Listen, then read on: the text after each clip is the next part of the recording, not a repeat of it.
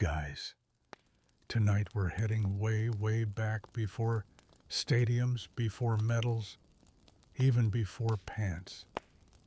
We're going to ancient Greece, where men raced, wrestled, and flung pointy objects at each other, all in the name of glory, and usually without a single stitch of clothing. You're not a tourist here. You're not watching from the stands.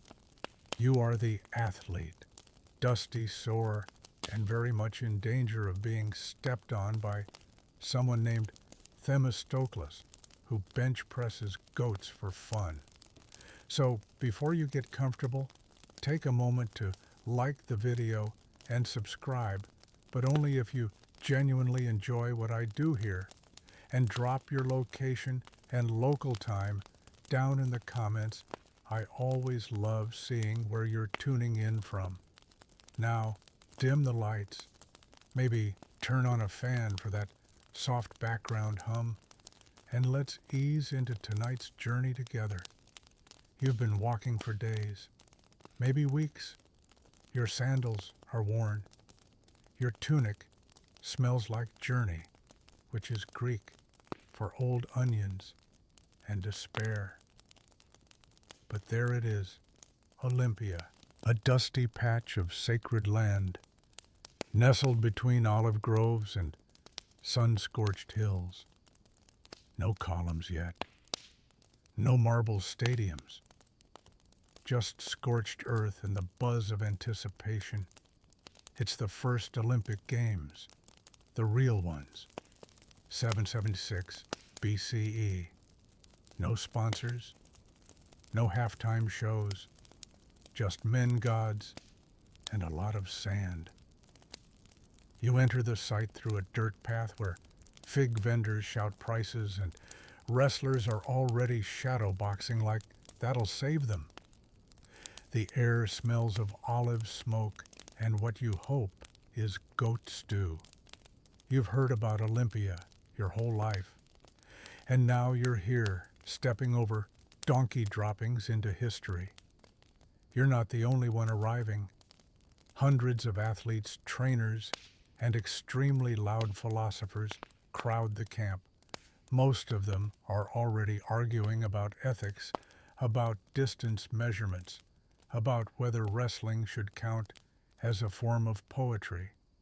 You try to register at the judge's tent, a large canvas pavilion that looks more like a collapsed sail, but the man in charge waves you off. Are you Greek? Yes. Free man? Yes. Not a criminal. You hesitate. Define criminal. The judge stares. You nod. Definitely not a criminal. Good. Strip. And that's that. No official forms. No ID check. Just take off your clothes and prepare to dedicate your entire being to the glory of Zeus. You find a space under a fig tree and set down your pack. A man next to you, bronzed and sculpted like he came out of a sculpture, nods. You nod. He grins. Don't worry. Only the first event kills you. After that, it's mostly bruises. His name's Euthemios. He's from Thebes, and he hasn't stopped flexing since you met him.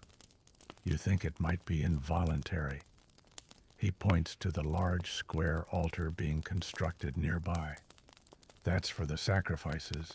Can't compete until we've pleased the gods. Please them, how blood and smoke. The usual.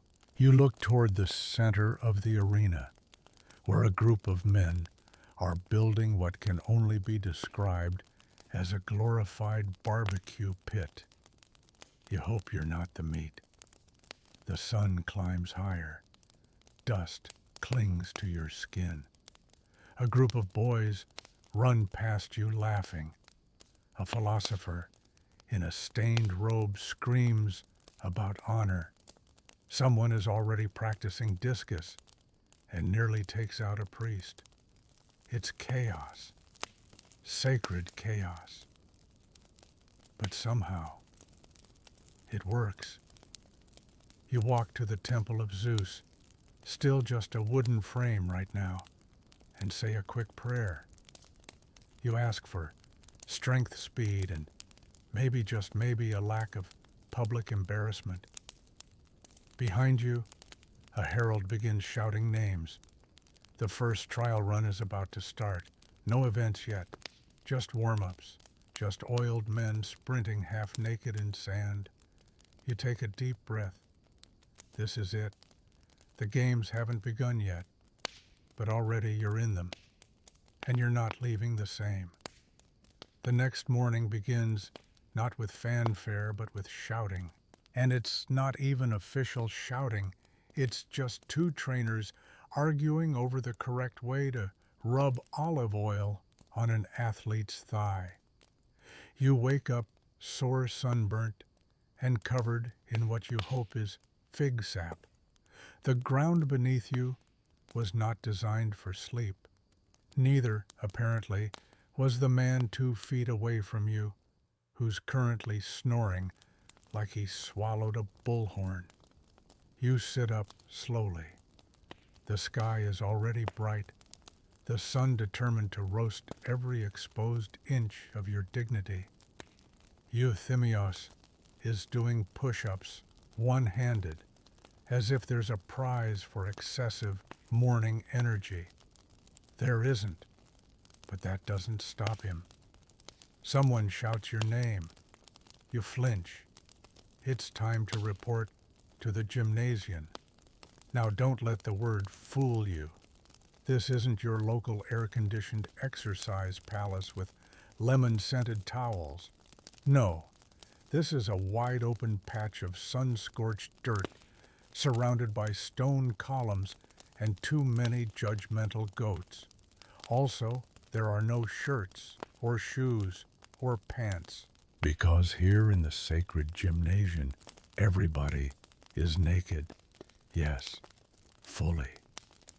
The Greeks believed the unclothed body was the ultimate form of truth. No hiding, no pretense. Just you, your muscles, or lack thereof, and the sunburn about to become historical. The trainer greets you with a bucket of olive oil. This is for cleansing, he says. You want to ask cleansing what? But he's already pouring it into his hands. You are now being massaged with generous amounts of oil by a man named Dorian, who insists on narrating the process. This will help with circulation and divine favor. You nod mostly to avoid slipping off the rock you're balanced on like a particularly nervous seal. Once the oil is worked into every inch of your body, the sand comes next. Finely ground, slightly damp. Dorian pats it across your skin like he's breading a chicken cutlet. You try not to sneeze. Sand keeps the heat off, he explains. Also, helps if someone tries to grab you. You blink. People are going to grab me. Oh, constantly. Great. Euthimios jogs by, already covered in oil and sand, glistening like a heroic croquette. He slaps your back and shouts, "Ready for glory." You nearly slide off the bench. The rest of the morning is drills, running laps, stretching, practicing form, learning how to fall without looking like a dropped sack of olives. The trainers bark instructions in ancient Greek, which is somehow both poetic and aggressive. At one point, you're handed a discus. It's heavier than it looks. You hurl it with all the enthusiasm of a man throwing away a bad idea and nearly hit a judge in the foot. He glares at you like you just insulted his sandals. No one laughs, except Euthimios, who laughs for everyone. You're introduced to the basics of wrestling next. It's not quite what you expected. There are no rules about uniforms because no one has one. And the main objective seems to be to throw your opponent to the ground while pretending it's a spiritual exercise. You're paired with a man named Nicandros. He's missing a front tooth and smells faintly of smoked fish. He greets you with a nod and immediately tries to pick you up. You squeak. The next 10 minutes are a blur of limbs, dust, awkward grunting, and at one point, a foot very nearly connecting with your face. You don't win, but you also don't cry. So, technically, a victory. By midday, the sun is unbearable. Your skin is somewhere between golden and scorched. The trainers finally call for a break. You collapse under the shade of an olive tree. Someone passes you watered wine, thin bitter, slightly warm. You drink anyway. Nearby, a group of men are arguing about the philosophical implications of the long jump. One says it represents man's leap toward the divine. Another says it's just men with rocks trying not to fall. Historians still argue who was right. You take a deep breath. The air smells of oil, sweat, ambition, and a hint of goat. You close your eyes. You came here to compete, to prove something, to who you're not entirely sure. But one thing's certain. You will never look at olive oil the same way again. The afternoon sun pours down like molten bronze, painting everything in gold and sweat. The sacred grove smells of scorched thyme dust and bodies that haven't seen shade in 2 days. And that's when they start herding everyone toward the main altar. No, not to compete, to sacrifice.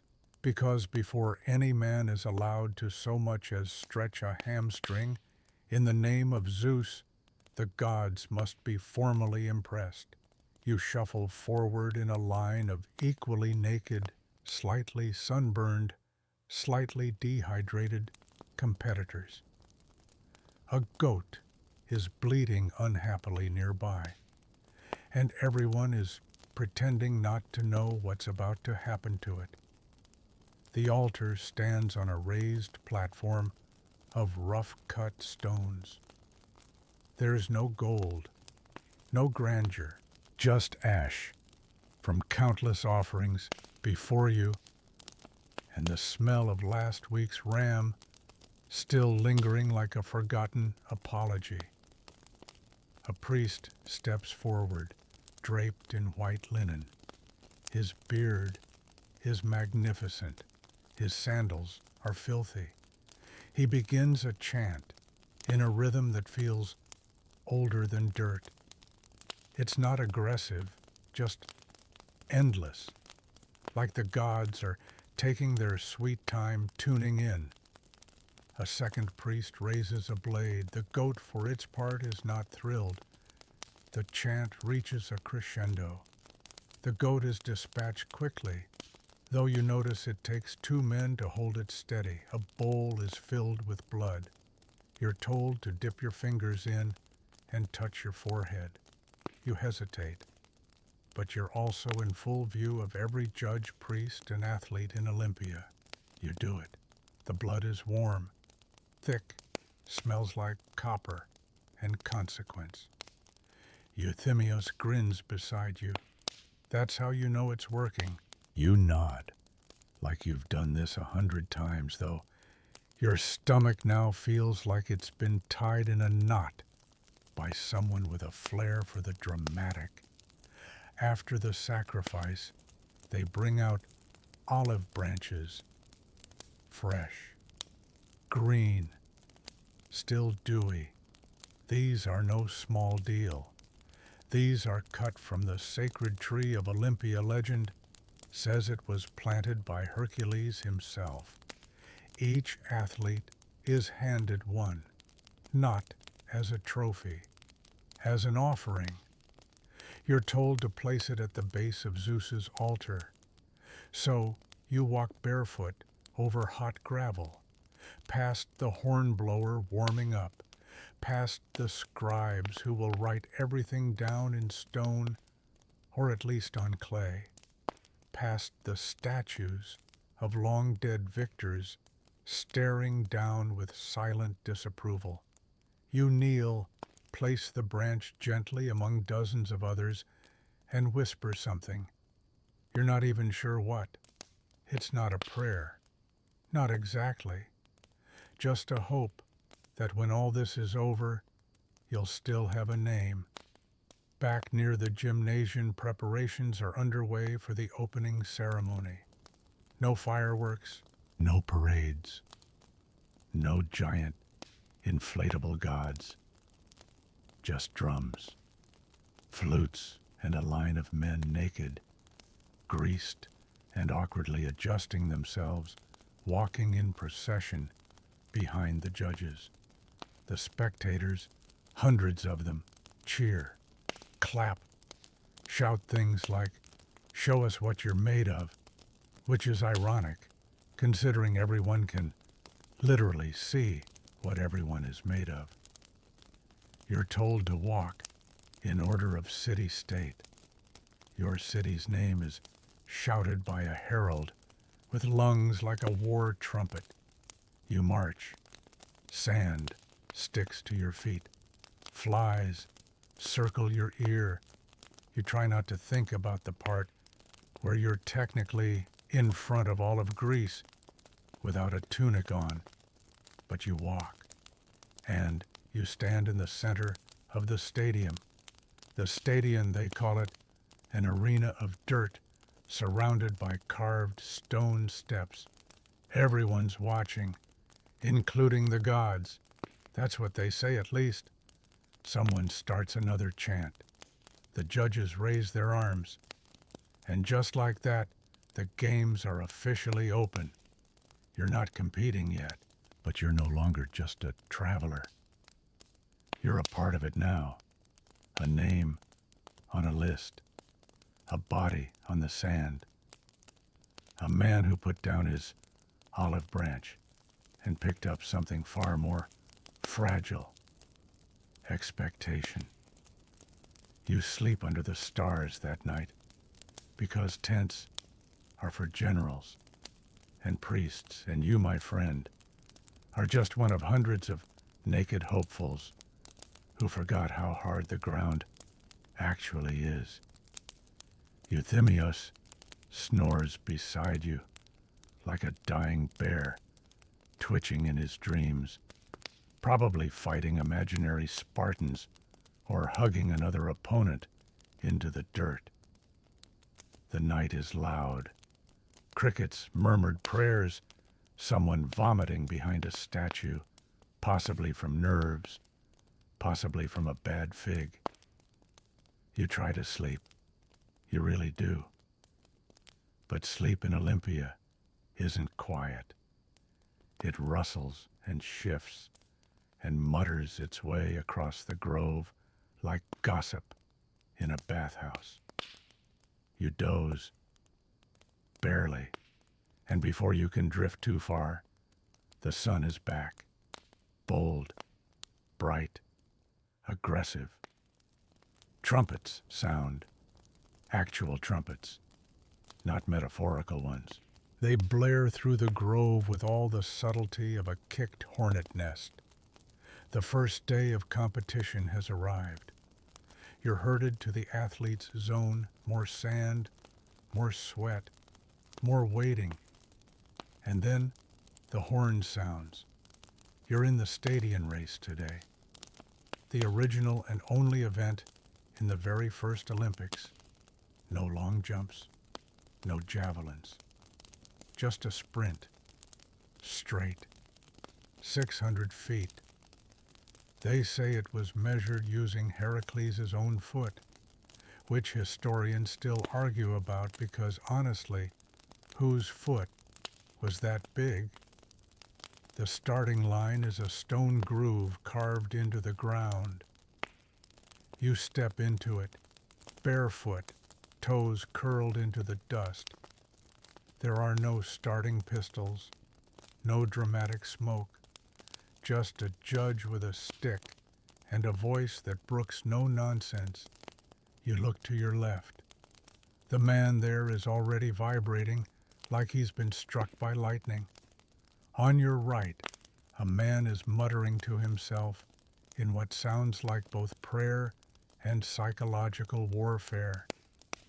You take a deep breath. The judge raises his hand. You squat. He drops it.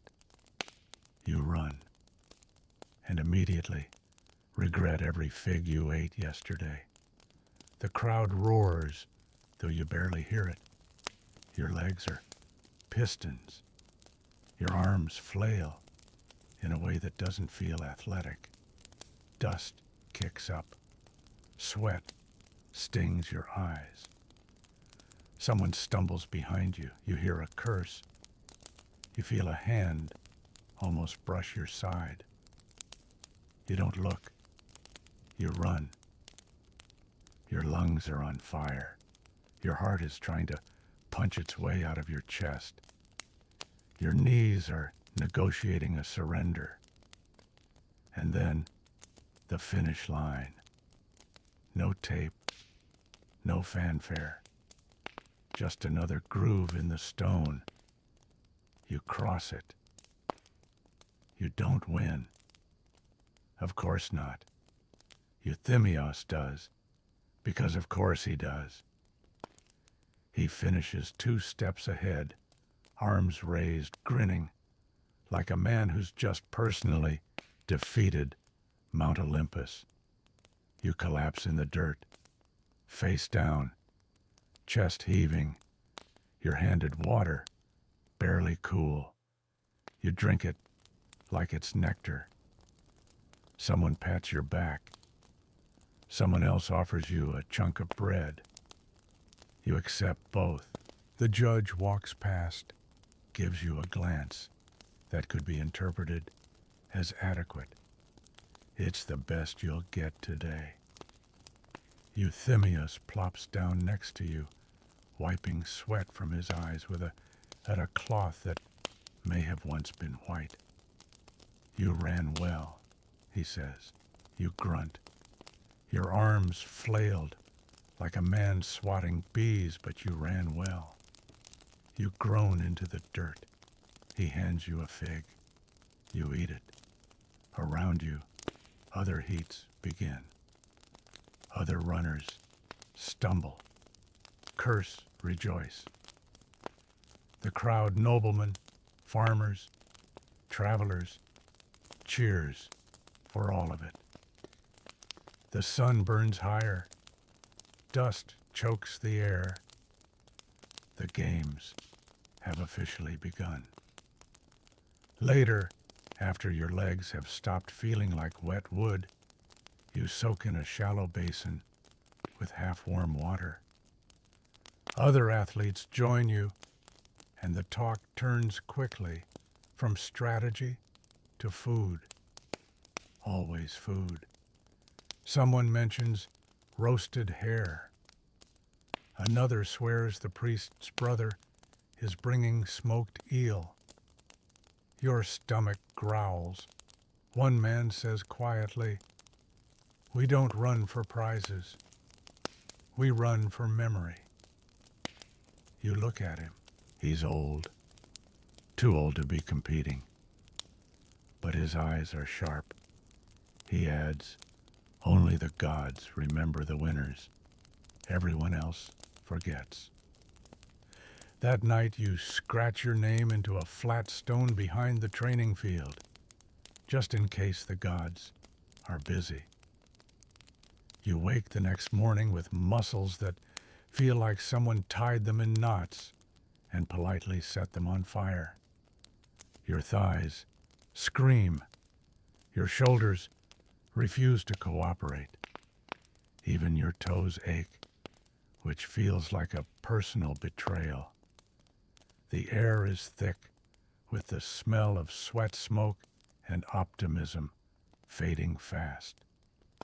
Today, they say, is wrestling day. You're not sure how you feel about that.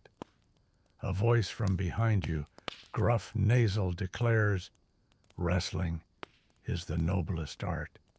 You turn. It's Nicandros. Again. The man who tried to suplex you into history 2 days ago. He smiles, revealing even fewer teeth than last time. Hope you're bendy. You don't reply. You're too busy trying to figure out how to exit the competition without drawing attention. But it's too late. The trainers are already calling names.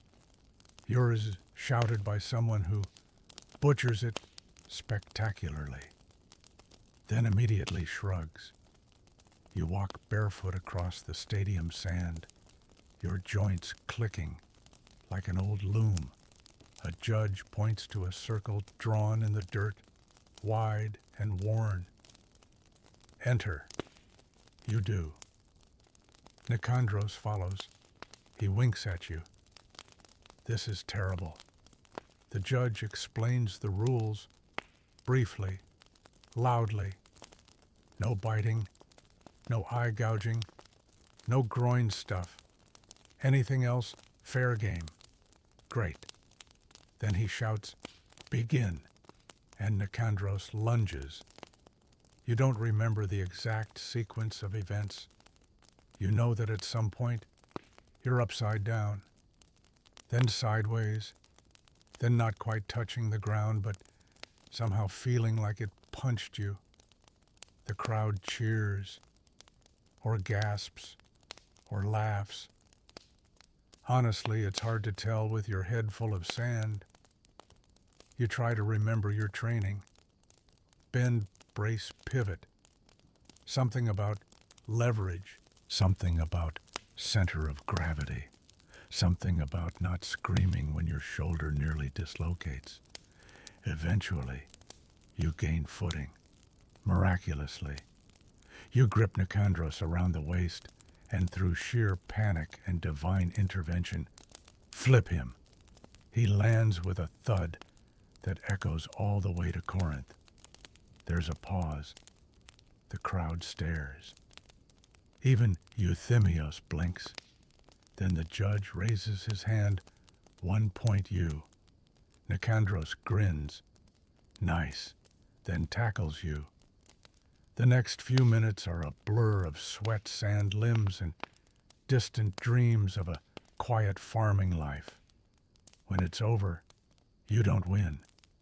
But you don't lose as badly as expected, which in ancient Greek wrestling terms is a triumph. The judge pats your head like a well-meaning uncle. Still alive. Good.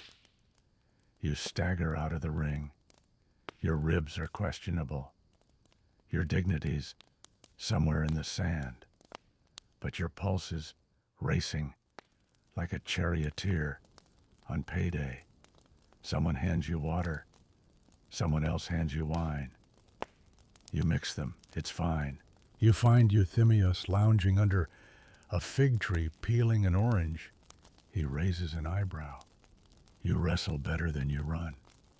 Thanks, you wheeze. He tosses you a slice. You eat it without thinking. Nearby, another bout begins.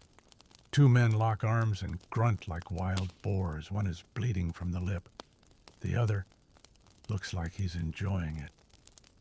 Wrestling, you realize, is less about strength and more about refusal. You're refusing to fall, refusing to be twisted, refusing to be broken. Kind of like life. Later that evening, the wrestling victors are paraded through the crowd. Olive wreaths on their heads, oil glistening on bruised skin.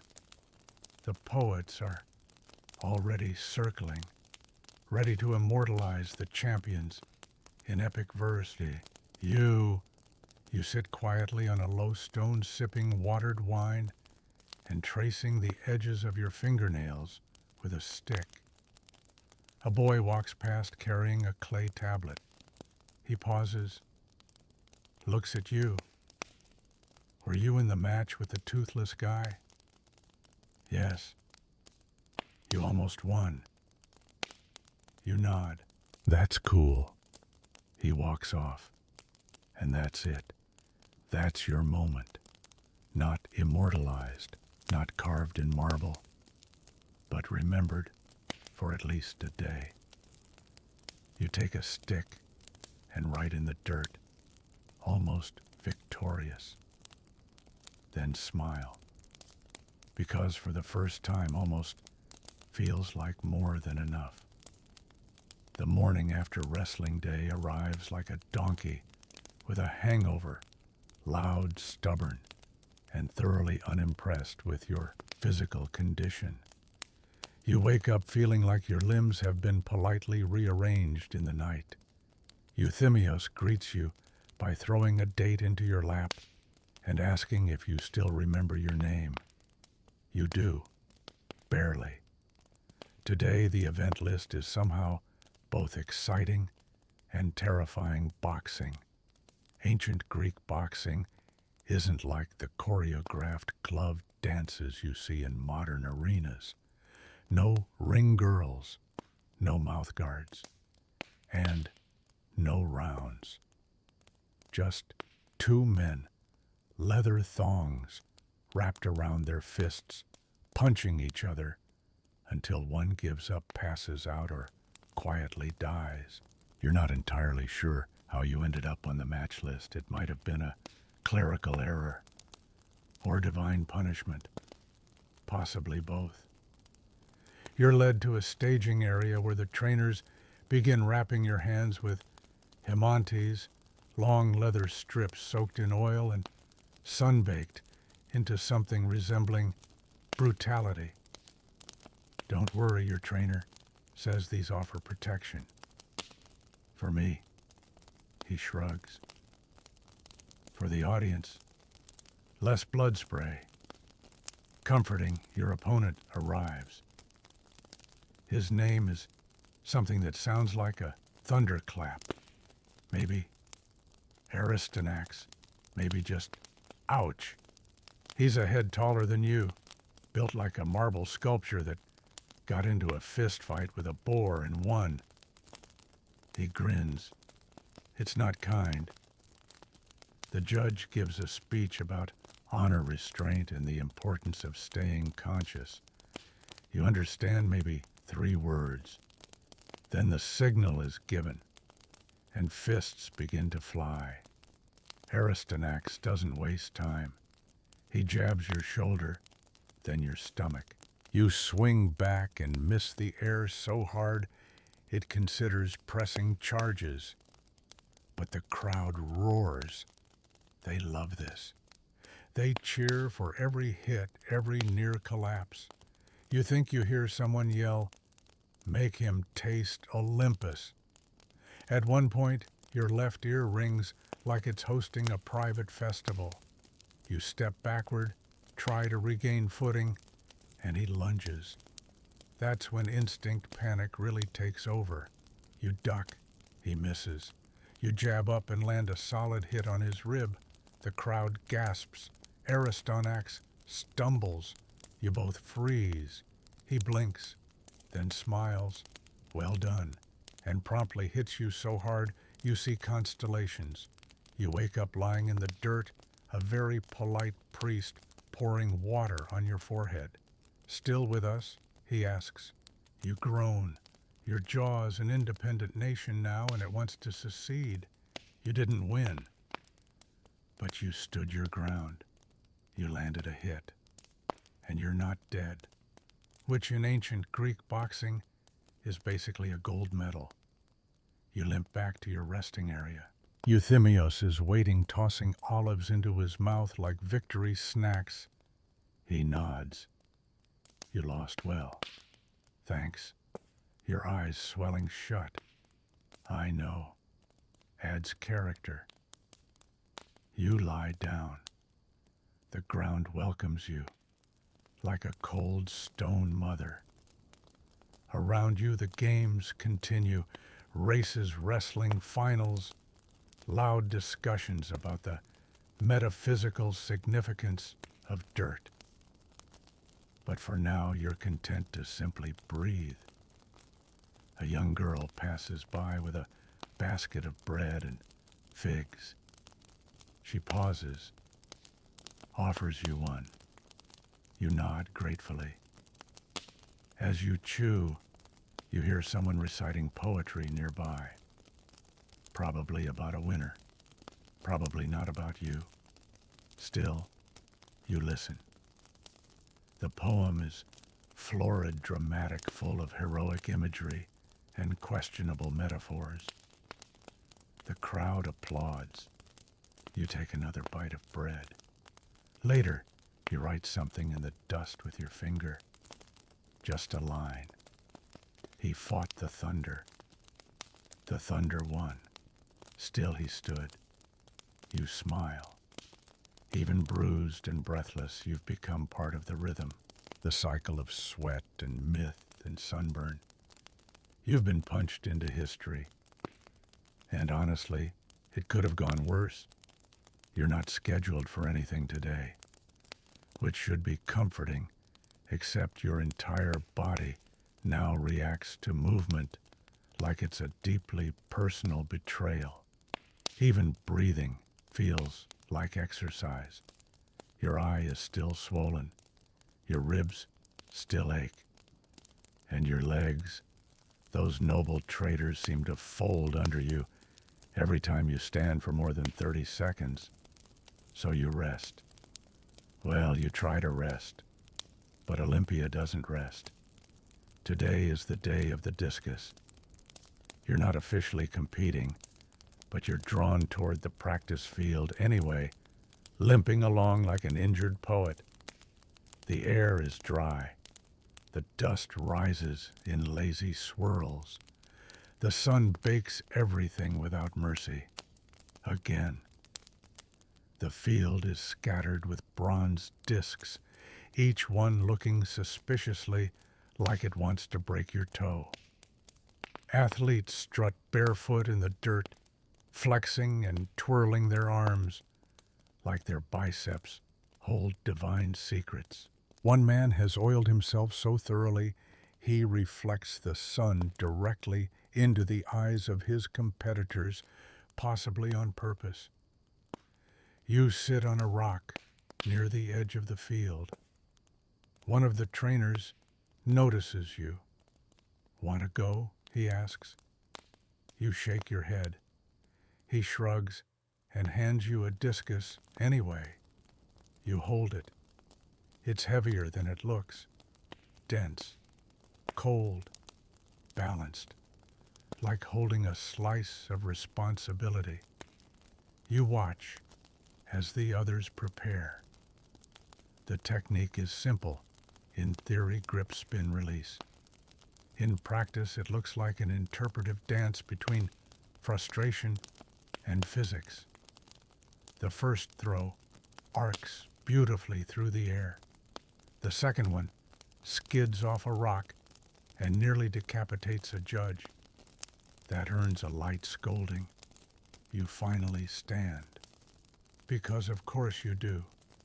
You stretch, twist, position yourself in the dirt circle. Grip the discus. Feel its weight in your palm. And then you throw. It is not graceful. You wobble mid-spin. Your foot slips slightly. And the discus flies sideways. Not disastrously, but with the energy of a confused bird. It lands 20 feet away. No applause, just polite silence. Still, no one laughs, not out loud. You hand the discus back. The trainer nods. You didn't fall. That's better than most. You return to your rock. Watch the others. Euthymia steps up next.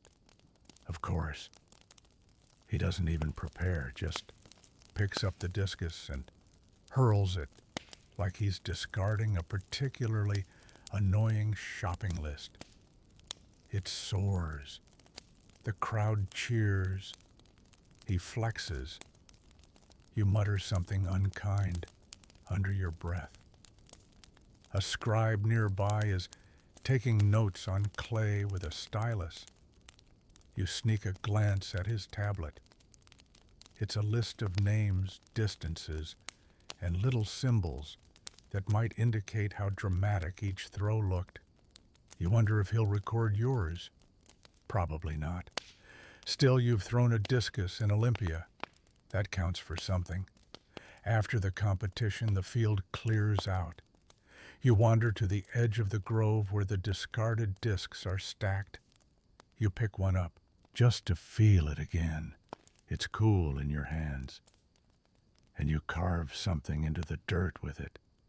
Not your name, just a circle. Later, as the sun starts to set, a boy walks by, sees the mark. "Who did that?" he asks. You shrug. He stares at it a moment, then copies it on the ground with a stick and keeps walking. You smile. The discus may not have flown far, but your symbol did. You wake up to the sound of a man shouting, "Horses!" It's not an alarm you expected.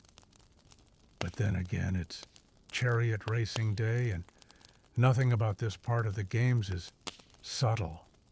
Not the noise, not the dust, not the egos. You shuffle toward the hippodrome, which is somehow larger than you imagined, and yet still feels too small for what's about to happen. The track is long and oval, carved into the dry earth, with turning posts at either end that already look like they're judging everyone involved. There are no stands, just raised embankments where spectators perch like impatient birds. Some brought snacks, some brought flags. One guy brought a flute, and no one asked him to. You find a good spot behind a low shrub that offers exactly half a shadow and zero protection from the noise. You settle in. The chariots are lined up in the distance, drawn by teams of 2 or 4 horses.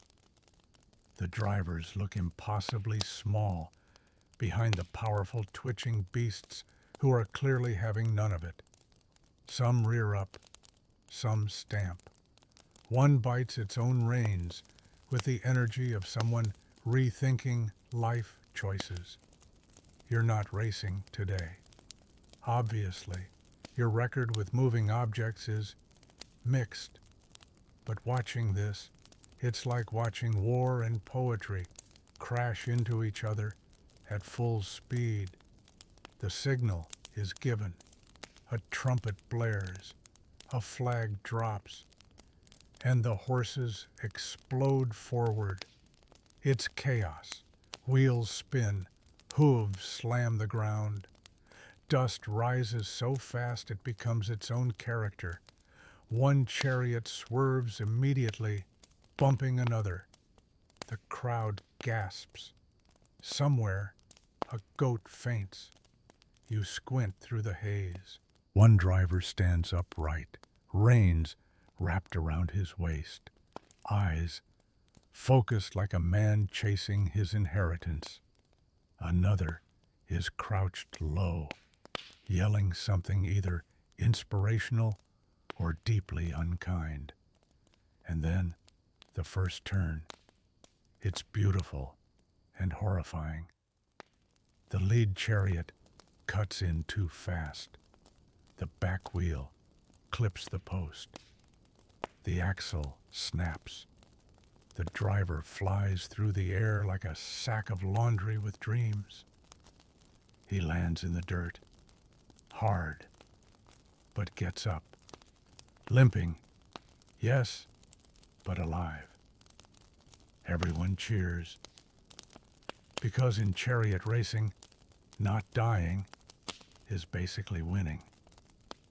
You glance at Euthemius. He's watching with the intensity of someone planning to try this someday. You place a calming hand on his shoulder. No, you whisper. Let's not. He shrugs. Just saying, I've got the thighs for it. The race continues, lap after lap.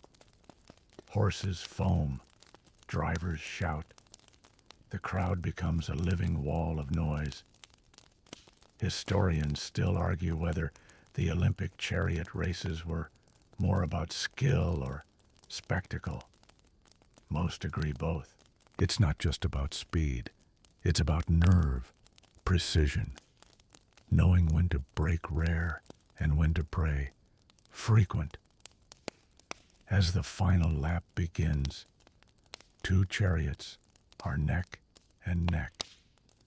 The crowd leans forward as if physically willing them toward the finish. A child next to you grips your tunic. One chariot begins to edge ahead. The horses stretch muscles like ropes under sunlight. The driver raises one hand. Why? Dramatic effect. And then the finish. A cloud of dust swallows everything. For a moment, no one sees who won. Then the judge raises his arm. Victory! The crowd erupts. You smile, not because of the winner, but because you've seen it, the impossible mix of terror and elegance that makes this race unforgettable. The injured driver from before limps past you, arm in a sling made of his own tunic. He grins. Only broke 2 ribs this time. You nod respectfully. Later, as the sun starts to dip, the field clears. You wander down to the edge of the track. The wheel ruts are deep. The hoof prints are chaotic. You crouch, draw a line with your finger, then stand, and walk the length of the track alone. You're not fast. You're not dramatic. You're just one set of footsteps trailing behind the legends. But somehow that feels enough. The sun has not yet crested the horizon, but Olympia is already humming with low murmurs. The occasional clang of metal on stone and the oddly soothing sound of sandals slapping against dew-wet ground. Today is a different kind of day. Not wrestling, not racing, not being punched into abstract shapes by a man named after a thunder god. Today it's javelin. You rise slowly like an ancient tree, trying not to drop any branches. Your muscles protest in a familiar way now, like children whining about chores. You ignore them. Mostly. Euthemios tosses a bundle of grapes into your lap as you stretch. You're throwing sharp sticks today, he says helpfully. Try not to kill anyone you like. You nod. It's good advice. The field is already busy by the time you arrive. Spears are lined up along one side like obedient soldiers.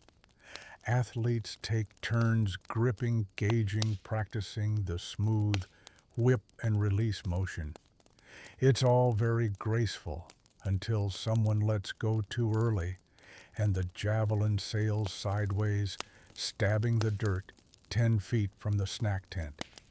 There's no real tent, but still, you get assigned your practice javelin. It's surprisingly light, long enough to be impressive, but just short enough to make you second-guess every possible angle. The wood is smooth, with a slight sheen. You spin it once, nearly hit yourself in the face, then pretend that was intentional. The trainer demonstrates the technique: a running start, a strong plant, and then the throw. It's about rhythm more than strength, timing, not violence. You try it. Your first attempt goes approximately 4 feet and flops like a fish, reconsidering its life decisions.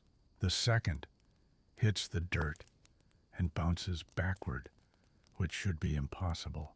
The third, not bad, not great, but it flies. Arcs just enough to make you feel like you belong. A nearby competitor nods. You're not sure if it's respect or pity, but you'll take it. Javelin, you learn, isn't about brute force.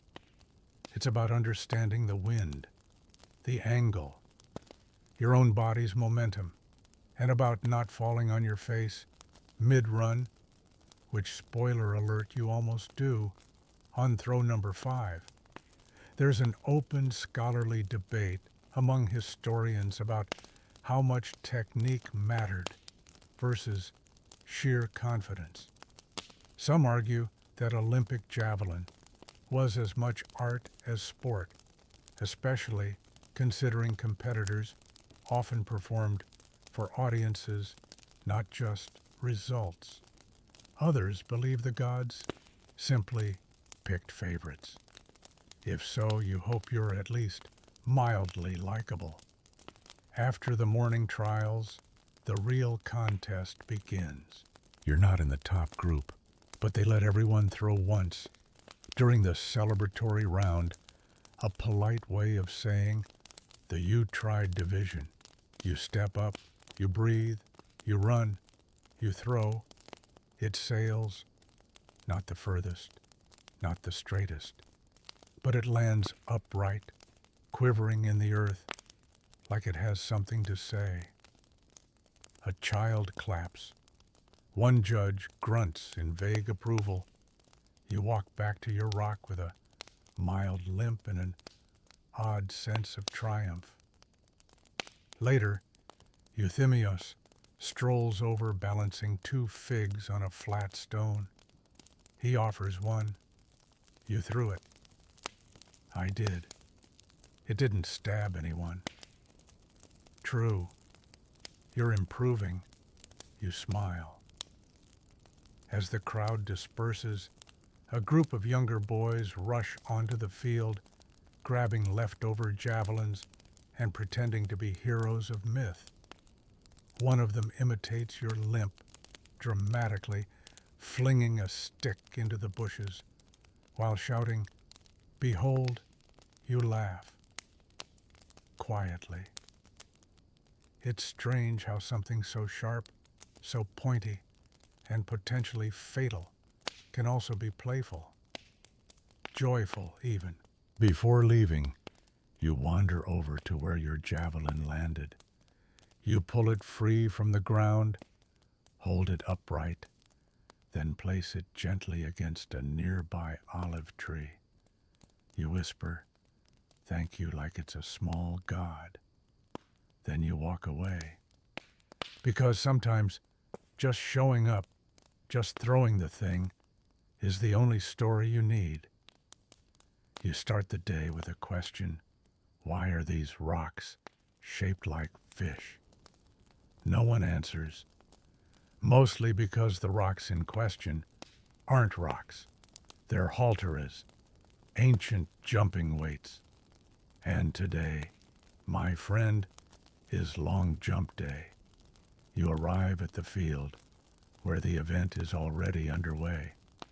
A shallow sandpit sits at the center like an inviting little trap. To the untrained eye, it looks simple: run, jump land. But this is ancient Greece, so naturally it's more complicated. First, the weights. Each athlete grips a pair of halteres, stone or bronze objects resembling fat dumbbells, each roughly the weight of a small regret. The theory is that by swinging them forward mid-jump, you gain momentum, or style, or perhaps it just looks cool.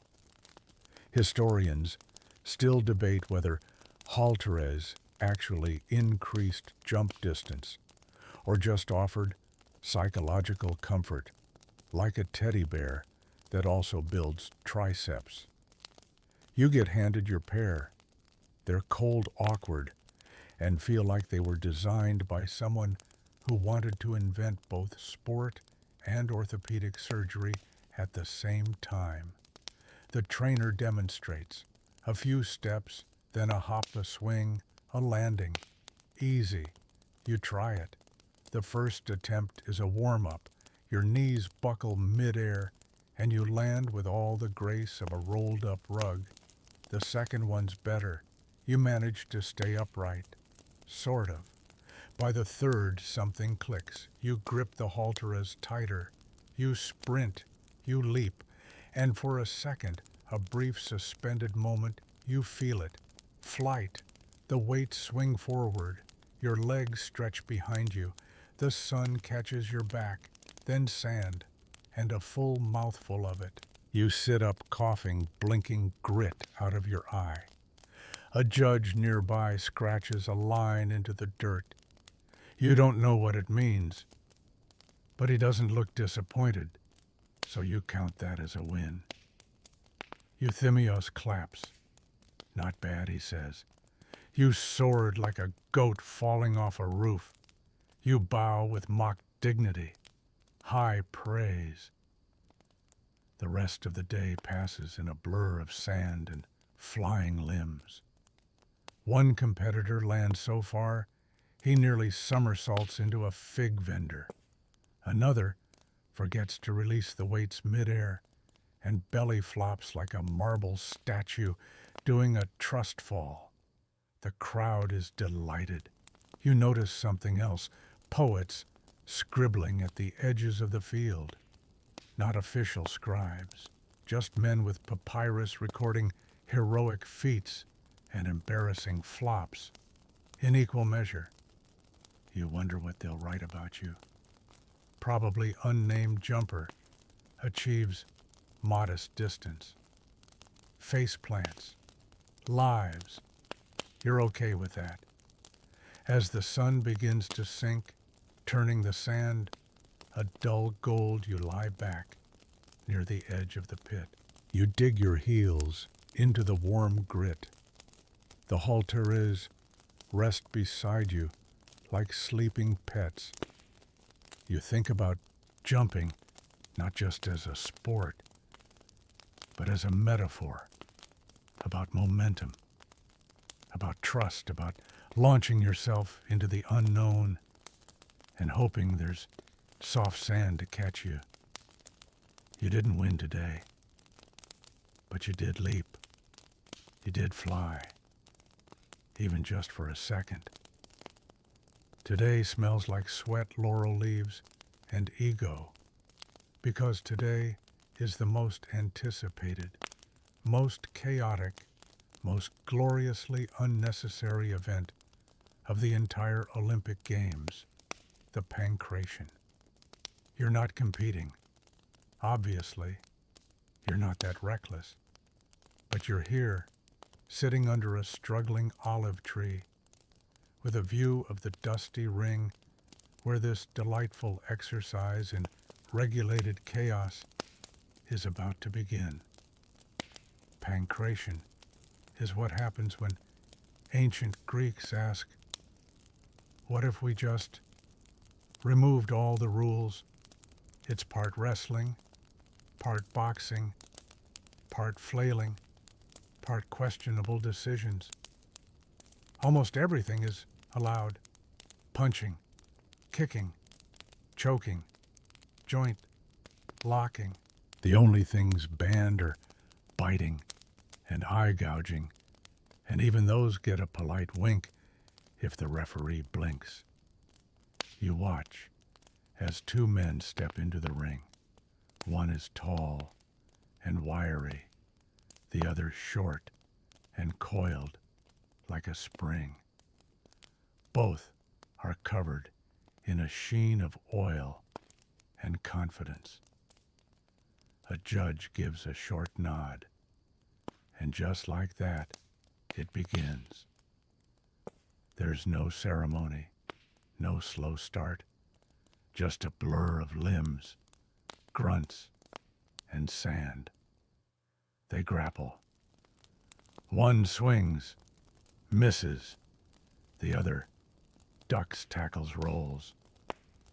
You can't tell where one body ends and the other begins. It's like watching two angry octopuses in a sack. The crowd loves it. Euthymos leans over and mutters, "I once saw a guy win by tickling." You raise an eyebrow. He nods solemnly.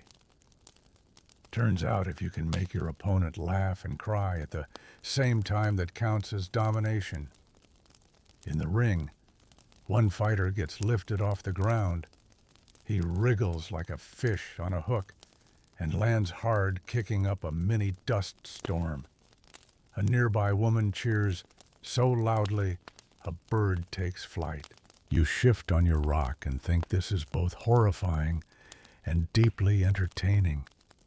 Historians still argue whether pancration was a display of martial prowess or just a state-sanctioned brawl. One tablet from Delphi describes it as a conversation between bodies with no need for words. Another calls it divinely approved chaos. You decide it's both. The match ends with one man locking his opponent's arm behind his back while pinning his ankle. There's a tap on the shoulder, a cry of surrender, and it's over. Applause erupts. You look down at your own hands, still bruised from earlier events, but now they feel small, gentle. You're suddenly thankful you weren't chosen for this. The next bout begins. This time it's more tactical, less wild.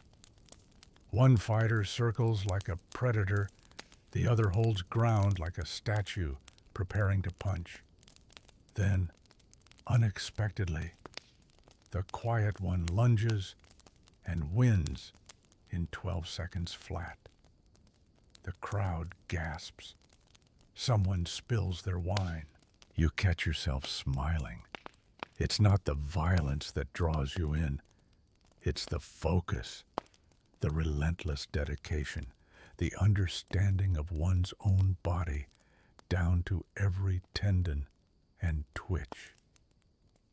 Later, you overhear two poets debating whether pancration embodies the Olympic spirit. Is it not the purest form of struggle, one says? Is it not just a bar fight with better lighting, replies the other. They toast and keep writing. As the final match ends with a dislocated shoulder and an emotional hug, yes, really, the sun begins its slow descent. The fighters bow, the crowd disperses. You remain seated a moment longer, not because you're tired, but because something about watching those brutal, beautiful matches made you think about limits, about resilience, about what it means to step into something, knowing it will hurt, and doing it anyway. You rise, brush dust from your tunic, and wonder not for the first time what part of this wild, ancient world you now belong to. The air today tastes like olive oil and smoke. Someone is burning laurel branches again, probably to impress the gods, or maybe just because it smells expensive. Either way, it's making your eyes sting slightly as you approach the temple of Zeus. Today isn't about throwing things or being punched unconscious by strangers. No, today is Sacrifice Day, the most sacred, ceremonial, and strangely meaty part of the Olympic Games. You're summoned before dawn, along with every other dust-covered athlete, judge, official, and poet. The sky is a bruised blue, and birds are just beginning to argue with the sunrise. At the center of Olympia, the altar of Zeus, waits a massive, layered mound of ashes, built from centuries of burnt offerings. It's both holy and mildly unsettling. You half expect it to whisper. The procession begins. Priests lead the way, cloaked in white linen, carrying garlands, wine, and enough solemnity to choke a goat, which coincidentally is being led beside them. The goat seems unimpressed by the ceremony, chewing cud with tragic indifference. You join the line, sandals dragging in the dust. The scent of incense mixes with the morning chill. A choir begins chanting a low, repetitive hum that feels like it was designed to hypnotize trees. And then, silence.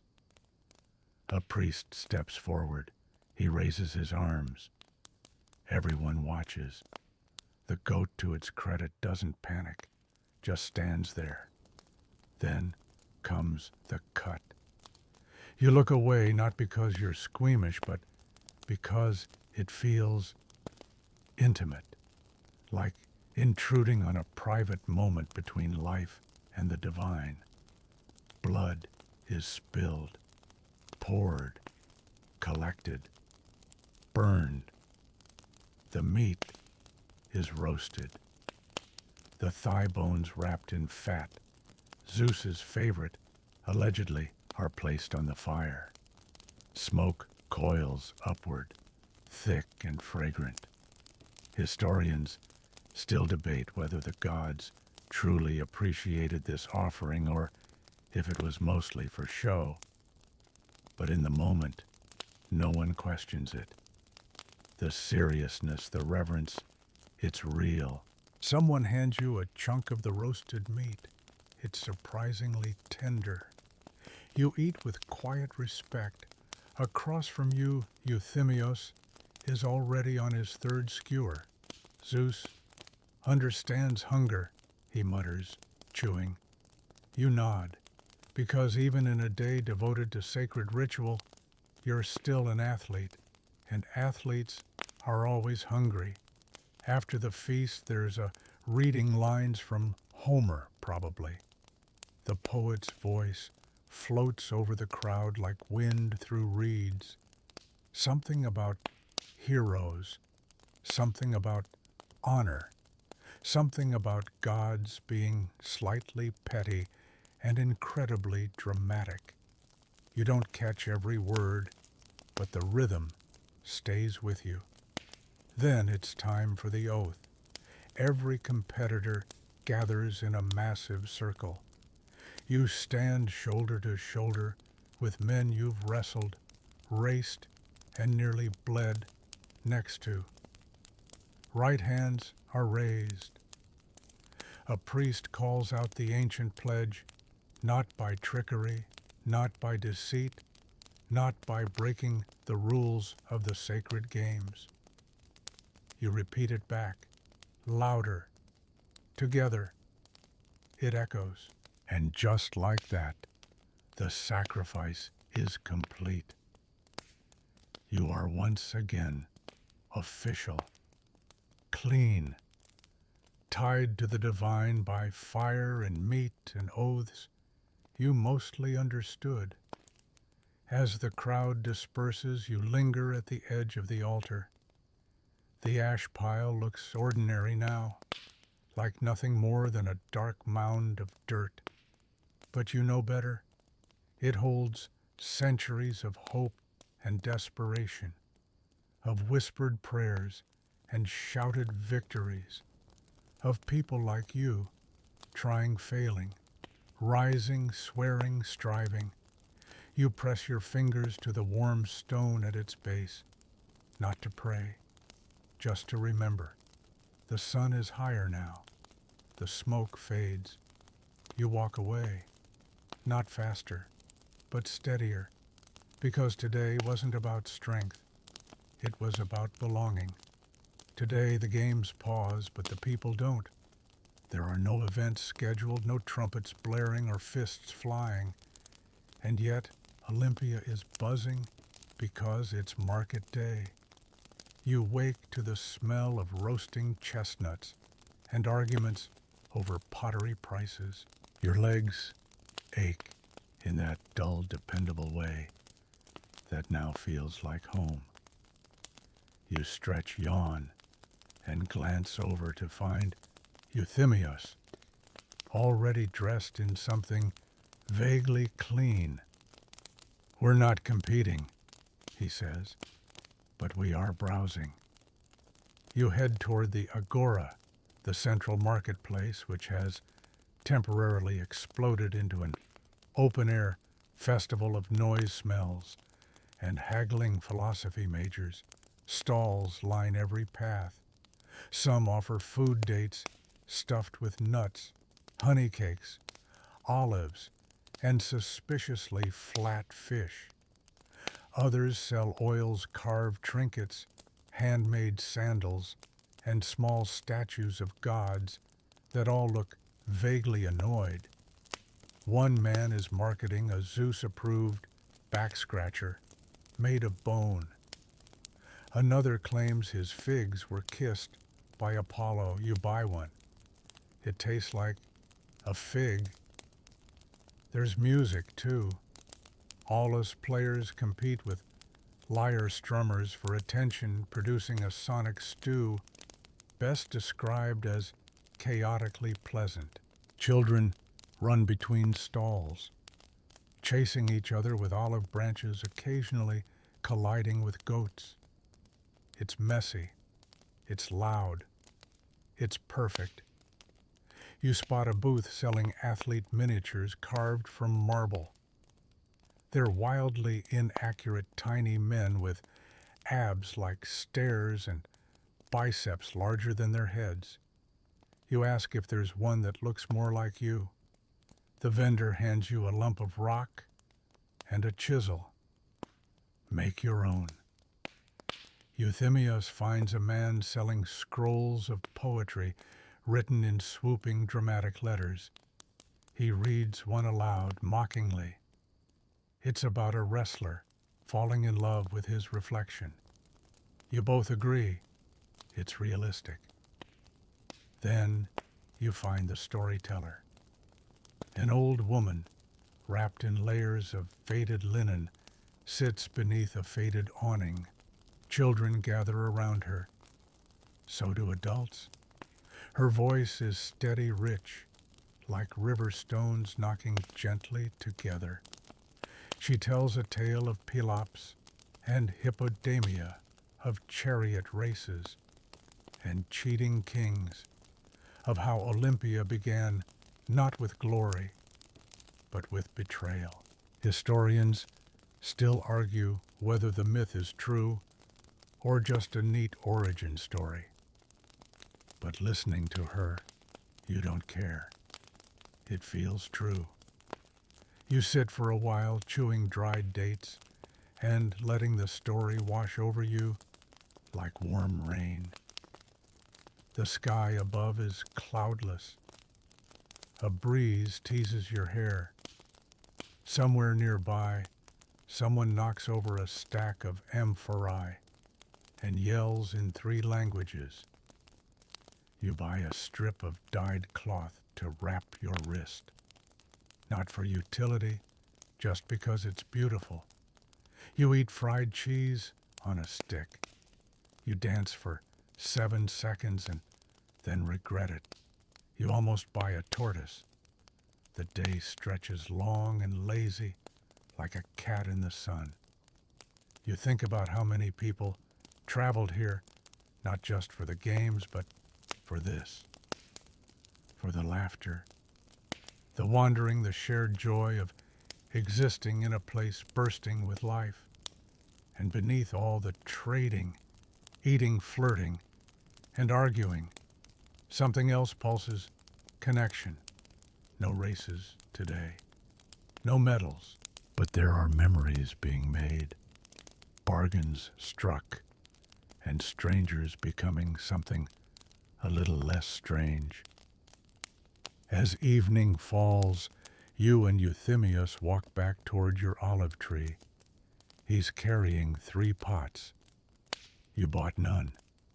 That's restraint, you say. I'm practical, he replies, nearly tripping.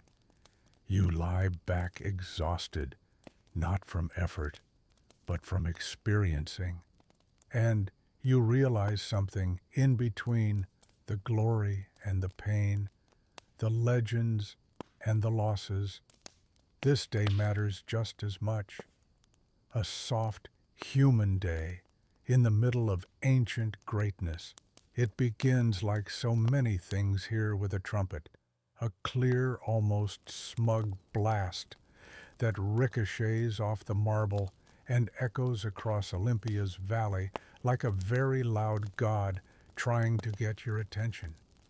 You blink awake under your olive tree, vaguely aware that your back is more dust than spine at this point.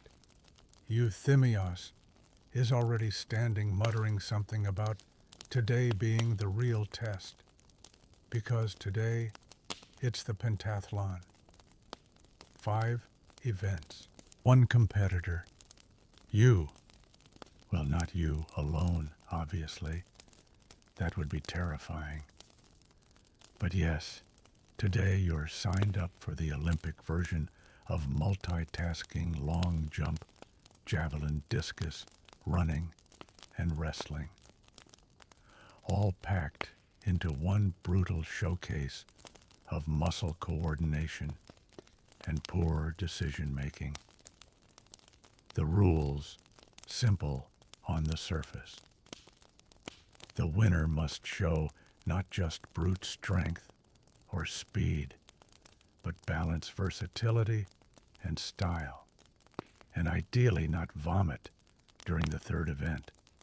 Your first march to the discus field, a stone circle, a heavy disc, a crowd of spectators already munching olives. Like this is casual theater. You take the discus in hand. It's heavier than it looks, like a pancake made of ambition and regret. You grip it, wind up your arm, and fling. It wobbles. It flies. It lands with a modest thud. Not the worst, not the best. Somewhere in that safe, invisible middle ground where no poets bother writing about you, but you're okay with that. For now. One of the judges gives a curt nod. The next competitor steps up, flings his disc like it personally insulted his family, and it soars into the distance. The crowd gasps. You sigh. Euthemios pats your back. That one trained with Spartans, he offers. They throw stones for fun. Then it's straight to the javelin, which you already survived once, earlier in the week. Your arm remembers the motion. The wind is calm. You center yourself. This time, your throw is better, cleaner. It slices through the air like a confident lie and lands with a satisfying thunk into the turf. Not bad. Your confidence rises a notch like dough in an unattended kitchen. Then, long jump. Back to the halteres, the rock weights you swore never to touch again. But rules are rules, and traditions are deeply irrational. You run. You leap. It's graceful in theory, if not in execution. You manage not to faceplant. The landing is squishy and unimpressive, but at least nothing pops in your knee. A boy in the crowd claps twice. A woman behind him yawns. Progress. Next you're shuffled without so much as a drink of water to the stadium, the sprinting event. It's a short race, just one length of the track, about 600 feet. But after the events you've already done, it feels like being told to casually scale Olympus.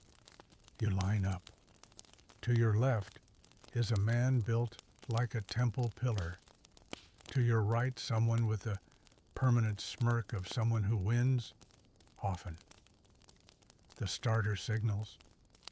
You run. You do not win. But you don't collapse either, which feels increasingly like the actual point. Your legs scream. Your chest burns. You taste salt. You vaguely remember who you are. And then, of course, wrestling, the final act, the slow, painful dessert of this grueling Olympic-tasting menu. They pit you against someone from Rhodes who greets you by cracking his knuckles one by one, like he's introducing a cast of characters. The match begins. You twist, grip, resist. Your opponent is fast, but you're slippery now. Part sweat, part desperation. You remember something your trainer said once: stay low. Think like a crab. It sort of works. You avoid a slam counter, a sweep, and even get one clean hold that makes the crowd hum with polite surprise. But in the end, he pins you, firmly, like a stone slab, setting into place. Still, the judges nod. The crowd offers respectful applause. No shame in losing to someone who clearly doesn't blink. You stumble to the side, sit on a bench that creaks under your trembling limbs, and let your entire body scream at you in silent rage. Euthymos appears with water, blessed, clear, lukewarm water. He doesn't speak. He just hands it over and sits beside you, panting from his own match. Together you say nothing, just breathe. Eventually, the judges tally the points across all 5 events. You don't win, obviously. The Spartan pancake thrower takes the crown, but your name is mentioned, your effort noted.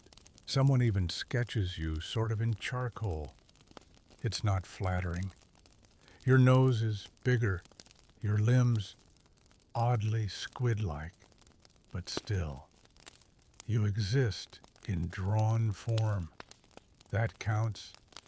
You leave the field slowly, not defeated, not victorious, just done, and strangely, fulfilled. The pentathlon didn't make you a champion, but it made you a whole athlete, or at least a very tired one. There's a hum in the air today, a kind of collective buzzing that lives somewhere between anticipation and exhaustion. Olympia is winding down, but not quietly. No, today is the day of the champions, and the crowd is louder than ever, voices bouncing off every column, every tree, every sweaty shoulder. You wake to the smell of garlands. Yes, smell. The crushed bay leaves and fresh-cut olive branches carried through the sanctuary in giant woven baskets actually perfume the whole area. It's almost enough to distract you from the throbbing ache in your thighs. Almost. Today is for crowning the victors. And it turns out this is less about practical prizes and more about ceremony honor and making sure every man in a tunic gets misty-eyed in public. You, of course, are not one of the champions, but you are invited to watch because every athlete who competes, no matter how mediocre their long jump is, still part of the brotherhood of the games. You line up with the other competitors, forming a sort of human corridor down which the victors will walk, basking in applause and that special kind of smugness only earned through weeks of sweat and sand. First up is the stadium winner, the fastest man alive. If alive means sprinting 600 feet like a gazelle on espresso. He steps forward, modest nod, glistening biceps. The crowd cheers. His name will be etched in memory, or at least in the less prestigious section of a local vase. Then, the pancration champion, the man who choked 3 opponents and still smiled afterward. His nose looks broken in 3 places. He wears a wreath like it's a crown forged in battle. Honestly, it kind of is. And so it continues. Discus, wrestling, javelin. Each victor is called crowned with a wreath of sacred olive leaves cut from the grove of Zeus himself. The ceremony is long slow and slightly theatrical, just how the Greeks like it. Historians still argue whether the olive wreath had symbolic value, or if the true reward was lifelong bragging rights. Ancient inscriptions suggest both. Some victors received free meals for life back in their hometowns. Others were given statues, poems, or in one case an entire theater named after their thighs. As the names are announced, Euthymos leans over. I think one guy once got exempted from taxes for life. You nod solemnly. Truly, the highest honor. And then, unexpectedly, they call your name. Not as a victor, but as one of the competitors who finished all events in the pentathlon. It's a minor category, possibly made up, but you step forward anyway. The crowd claps, not loudly but enough. A child waves. You don't get a wreath, but you do get a nod from the judge. And from Euthymos, who whispers, "You didn't die." That's the win. After the crowning, there are speeches. One priest recites a hymn to Nike, goddess of victory. Another poet delivers an ode to the games full of metaphors that compare muscles to waves and hearts to torches. You catch maybe 5% of it, but the rhythm is beautiful and the language flows like honey spilled on marble. Then come the gifts. Not gold, not silver, not anything easily taxable. Just amphorae of olive oil, woven cloaks, and one extremely large fish, presumably for a victorious boxer with good taste and terrible luck. You watch it all with a sense of peace. You didn't win, but you were here. And more than that, you belonged here. You remember your first steps into Olympia. The nerves, the confusion, the sheer scale of everything. It seemed impossible then. Now you feel like part of the furniture. Sweaty, bruised furniture. But still, As the ceremony wraps, the victors are led in procession through the sanctuary. They pass the temple of Hera, the statues of past champions, the olive grove where their wreaths began. They nod, they wave, they look mildly exhausted, and in that moment, they don't look like gods. They look like you, just slightly faster. You've never seen Olympia like this. The crowds are gone, or mostly.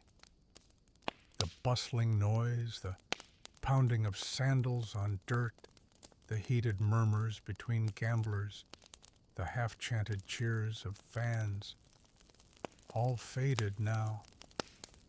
In their place, a strange quiet settles like dust after a stampede, because the games have officially ended.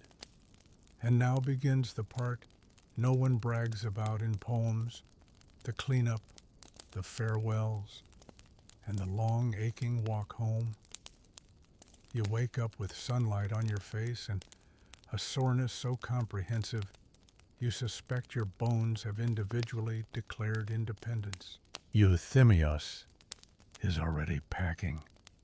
Though packing here mostly means wrapping his spare tunic around a jug of leftover olive oil and muttering about whether to carry or wear his second pair of sandals. Don't forget your flask, you say, pointing. I don't drink from it, he replies. I use it as a pillow. You nod. Deep wisdom. Outside Olympia feels emptied like a theater the morning after the final act. The stalls are closing one by one. Merchants are folding awnings, loading carts, yelling at mules with the weariness of men who've bartered through 3 languages and 17 forms of coinage. The poet's stage is gone. The sacred fire at the temple of Zeus has dimmed, left to smoke gently in the wind. You wander barefoot now across the same fields where you competed. The stadium lies quiet. The dust still carries footprints, yours included. You trace them for a moment, then stop, because next to them are hundreds more, all headed outward. The departure procession begins. It's not official, but it happens every time. Long lines of athletes, officials, families, and storytellers filing out of Olympia, one by one, or in messy clusters, talking about what just happened, what they saw, who cheated, who cried, who fell in love, who got lice. You fall in step beside Euthimios and a couple of other competitors from the pentathlon, a Theban who snores like a collapsing building, and a Corinthian who insists he lost because of bad olive oil. The road out of Olympia isn't paved. It's just a long, dusty stretch lined by olive trees and wild flowers that somehow survive the foot traffic of 1,000 sandal-clad warriors. You walk, and as you do, conversations rise and fall like waves. What was that move he did in the wrestling final? She trained with a priestess. I heard some secret technique. My discus cracked in half, just split. The gods hate me. Historians still argue whether these departures were solemn or festive. Some sources say it was like a funeral. Others say it was more like a moving party with goats. Truth, probably both. As the sun rises higher, you pass travelers setting up roadside stands already hoping to catch next year's crowd early. A child offers you a carved wooden replica of the stadion. It's wildly inaccurate. You buy it anyway. You pass a man asleep under a fig tree, a scroll open across his face. You recognize the script, bad epic poetry. You leave a date in his open palm. By midday, you've reached the halfway mark. To your next stop, a small town, known mostly for having a decent well and not much else. Euthimios suggests stopping for lunch. You agree because your legs are threatening mutiny. You sit under a tree, share the last of the dried cheese and flatbread, and talk not about victories or pain, but about what comes next. Will you compete again? He asks. You shrug. Depends if I ever regain feeling in my left shoulder. He laughs, but it's soft. There's a weight in the silence after. Because leaving Olympia isn't just about leaving a place. It's about leaving the version of yourself that lived there. You remember your first day, nervous, hungry, unsure. That person feels like a cousin now. You've been reshaped by heat, effort, dust, and pain. And oddly enough, by people, not gods, not heroes, just people. Like the man who ran faster than you and still offered you water. The priest who smiled when you bowed even though you said the wrong words. The vendor who lied about his figs but gave you a second one for free. They were the games too. Eventually, you and Euthimios get back on the road. The light has changed softer now. Shadows stretch long as if the sun is reaching out to hold the day in place a little longer.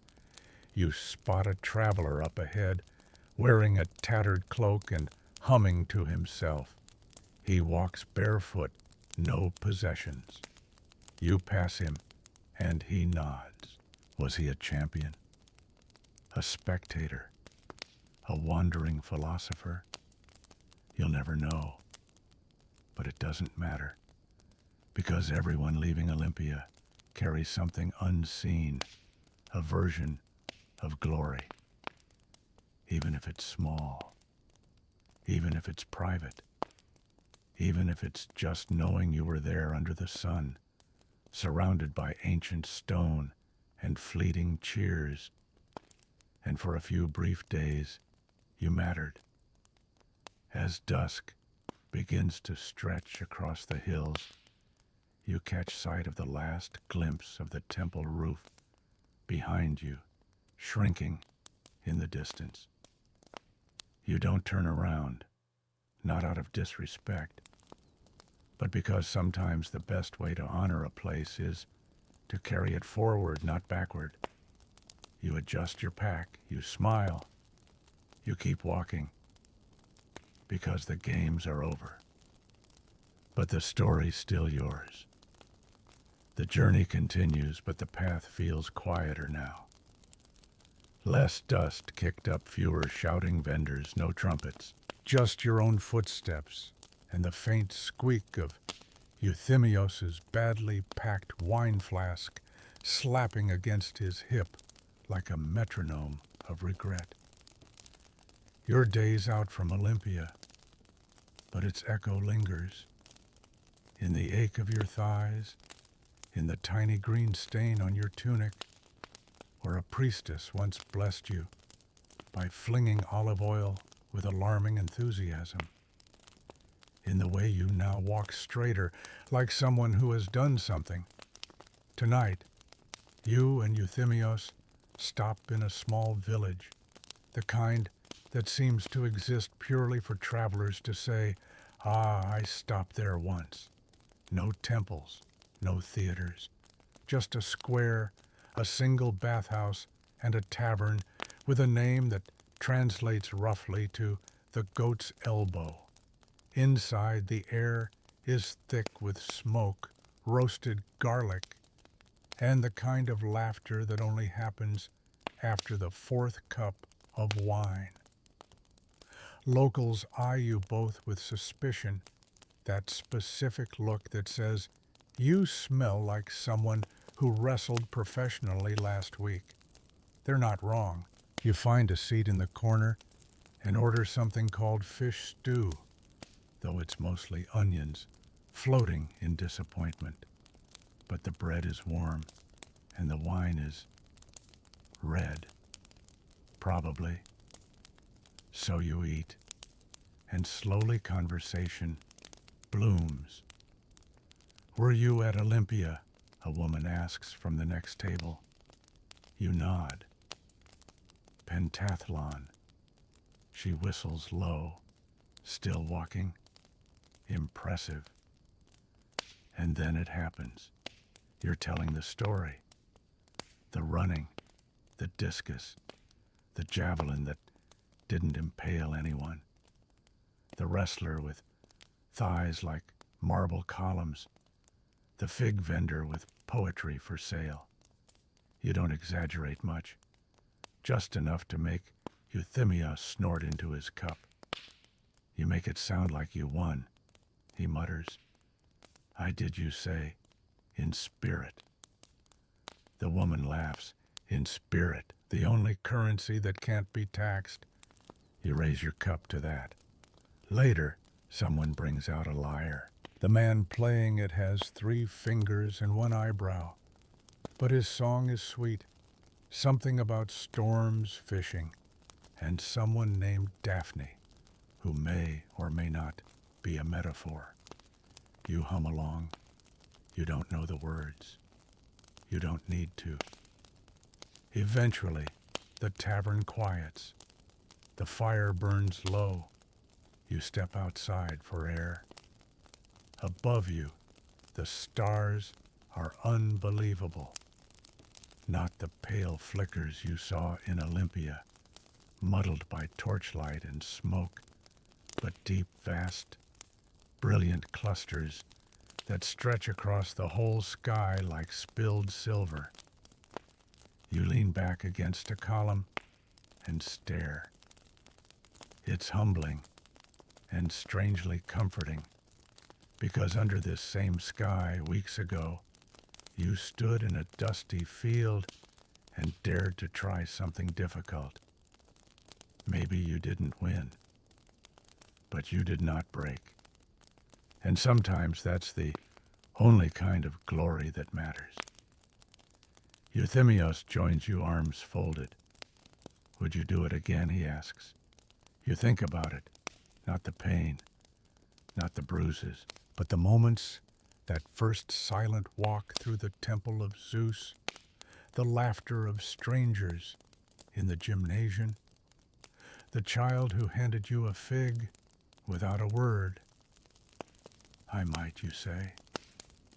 He nods. "Me too. Maybe next time I'll actually train." You both laugh, but there's truth in it. Not about training. Euthymios will never train, but about returning. About chasing that feeling again, that sense of being part of something ancient, absurd, and oddly beautiful. Before bed, you scribble a few lines into the back of your sandal strap. Just a mark, a symbol, your name, the year, a crooked olive branch, a reminder that you were there, that you stood on the field, that you mattered. By the time you reach your hometown, the dust has hardened into your sandals, your shoulders have resigned to a permanent slump, and your tunic smells like a combination of Olympic ambition and road stew. But the gates are just ahead now, and oddly you hesitate. It's not fear, not exactly. It's more like a slight existential whiplash. You've spent days as an Olympic athlete, a competitor, a witness to poetry, sweat, and history. And now you're about to become, what? Just a guy again. A farmer, a part-time fish seller with strong opinions about discus technique. You cross into town just as the sun begins to dip golden light stretching across cracked walls and sleepy dogs. A couple of neighbors look up from their porches squinting, as if unsure whether you're a vision, a beggar, or that one cousin who borrowed a donkey and never returned it. Then someone calls out, "He's back," and suddenly you're surrounded, not by trumpets or garlands, no, but by hands clapping your back by a child, asking if you want a chariot, by your aunt, loudly weeping for no apparent reason.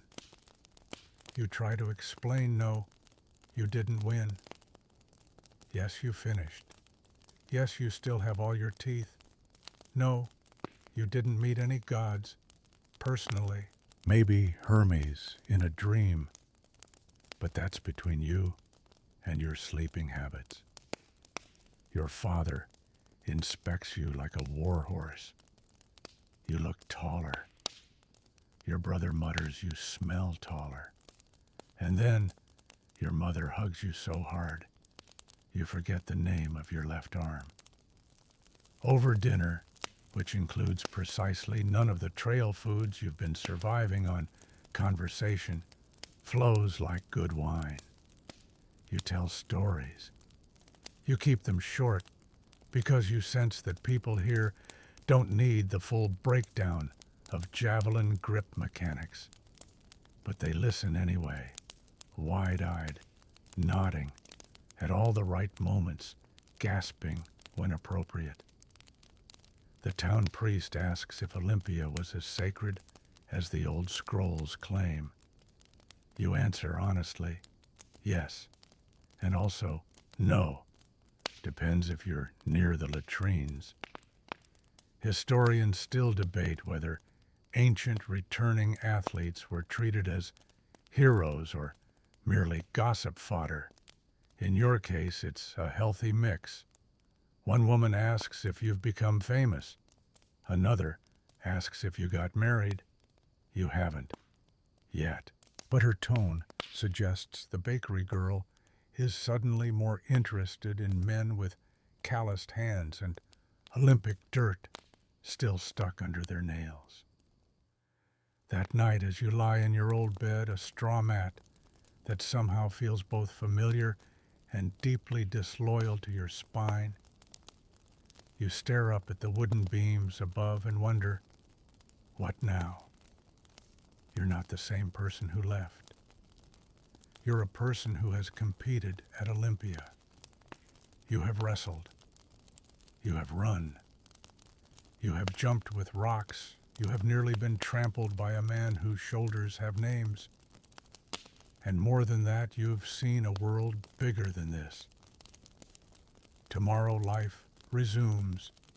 The fishing boats still need patching. The goats still defy logic. The market still sells the same clay jars you tripped over as a child. But now you are different. You're not just part of your town. You're part of a lineage, a quiet legacy of thousands who stood in the sand under a summer sun in front of gods and judges and competitors and tried. No matter how long the games go on or who takes the crown next year, you were part of it. You hear a bird call in the distance. You hear your brother snoring from the next room. You smile. Sleep comes easily tonight. For the first time in weeks, there is no race in the morning, no wrestle, no dust. Just you, whole, home, changed. You wake slowly, not to the trumpet blare of an official summoning you to the wrestling ring, not to Euthimios accidentally kicking you in his sleep, and definitely not to the smell of 16 sweaty athletes in a shared barrack. Just birdsong, a low breeze through the fig trees outside your window, and the slightly sour scent of your brother's breakfast experiment, which seems to involve burnt lentils and whatever was left on the back shelf. You lie there for a while, letting your body remember how to be still. The soreness in your thighs has dulled to a low grumble. The bruises on your ribs are fading from angry purple to a soft, almost decorative green. Your mother appears with a jug of water, eyes wide, already asking questions. She's decided, based on nothing but intuition and a vague dream involving a three-legged goat, that you'll be traveling back to Olympia next year. You give a non-committal grunt, which in mother language means, I might. But honestly, you might. Today, though, you're helping in the vineyard. It's oddly peaceful work. No crowds, no sand in your ears, just vines, sunlight, and the occasional shout from your uncle about how you're pruning the wrong way. But the rhythm is good, meditative even. Still part of your mind drifts not to the competition, but to the people. You think about the old athlete from Argos who taught you how to wrap your ankle with goat wool to avoid blisters, about the flute girl who played a song so beautiful it made 3 wrestlers cry, about the boy from Delphi who had never left his town before and nearly fainted at the size of the temple columns, and of course Euthimios. You wonder where he is now. Still walking, probably, or maybe back home, telling everyone he nearly won the whole thing until a rogue javelin interfered with destiny. You make a note to visit him next month. People assume the Olympic Games are about glory, but you know better. They're about stories, the ones you live, the ones you tell, the ones that grow a little more exaggerated each time someone passes the olives. In the evening, you head to the square. There's a storyteller performing a traveling bard with a voice like honey over gravel and a harp that's missing 2 strings. He's telling the tale of the hero who ran the stadium so fast he arrived before the judges lit the torch. Everyone laughs, and when the bard asks if anyone here has seen the games with their own eyes, every head turns to you. You raise your hand sheepishly. He beckons you forward. You don't want to make a scene. You don't want applause, but, well, maybe just a little. So you tell one story, just one, about the time your javelin flew into a fig stand and the vendor insisted you buy the whole basket. The crowd howls.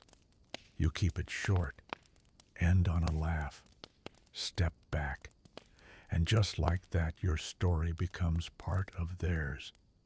As the night winds down, you find yourself lingering in the square, staring up at the stars. It's strange how they look exactly the same as they did above Olympia, cold, bright, indifferent. But now they remind you of warmth, of campfires, of shared meals, of calloused hands passing bread, of a time and place where history wasn't just scrolls or statues, but something you stepped into, barefoot and breathing. You walk home in silence, heart full, not of ambition, but of connection. Because when all the torches have burned out and the last poem has been sung, That's what lingers. Not who won, but who was there.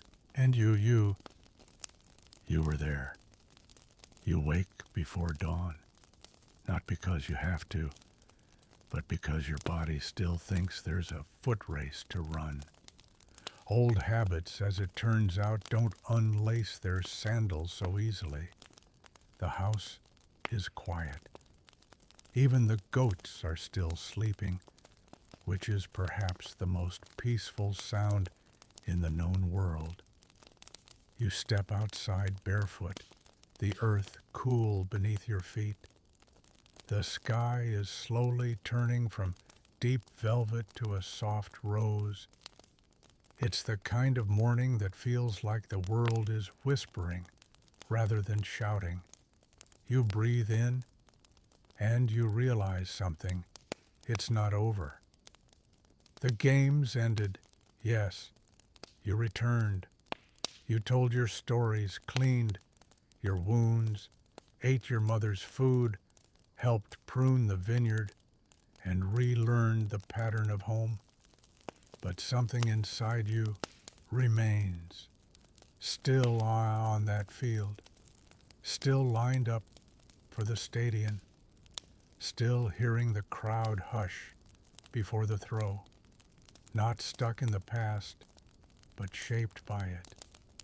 You smile because you finally understand the quiet secret all Olympians carry. It's not the winning that transforms you, it's the trying.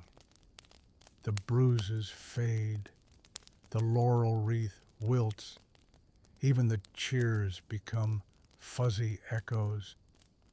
But what stays, that moment of stillness before movement, that split second where you said, yes, I'm here, I'll run. Historians still argue whether the early Olympic athletes felt this same connection. Some scrolls speak of glory. Others focus on ritual. But the part scholars can't agree on, and probably never will, is what it felt like inside the chest. That thrum, that spark, that wild, impossible belief that you could become something more, if only for a breath. The villagers eventually rise. Life resumes its soft rituals, but you carry yourself differently now, not like a hero, but like someone who has seen beyond the hilltops, who has felt the weight of history and lifted it even just a little. A boy runs past barefoot chasing a goat that wants nothing to do with this plot line. He skids to a stop beside you. Were you really in Olympia? You nod. Did you win? You think for a moment. Then you kneel, ruffle his hair and say, not exactly, but I was there. That night, as you sit beside a quiet fire, a letter arrives. From Euthymios. It's a mess of misspelled words and wine stains. He writes from another town, one he's sure has the best olives in Greece. He mentions another games. He says he'll go if you go. You stare into the fire for a long time. Then you grab a piece of parchment and write back. You don't say yes. You don't say no. You just write, start training, because maybe you'll go, maybe you won't. But whatever happens, you'll always have this. You'll always be one of the few who stood in the dust under the gaze of Zeus and 1,000 strangers and said, let's begin. And now you rest. Because the story sleeps for a while, but it never ends. Let's slow things down now. Take a long, deep breath. Let your shoulders drop. Let your eyes soften. The fire has burned low, and the stars outside are blinking gently, just enough to remind you they've been watching all along. You've walked far tonight, from your quiet village across miles of sun-baked paths into the sacred heart of Olympia, through sweat and silence, through cheers and stillness, through the quiet glory of showing up, of trying, of becoming. You've seen the torchlight flicker on marble. You've heard the hush before the race. You've stood under columns so old they barely remember their own names. And now it's just you again, but not the same you. You're slower now, heavier in the best way, like earth that's been rained on rich and full and steady. Let the air in your lungs settle. Let the quiet wrap around you like a soft wool cloak. You don't need to run anymore. Not tonight. Let the roads sleep. Let the temple rest. Let the dust settle on the sandals at your door. You were there. You stood in the heat. You heard the crowd. And now you dream. Softly, gently, without need for victory or judgment. Only the memory of your own heartbeat and the stars. Always the stars.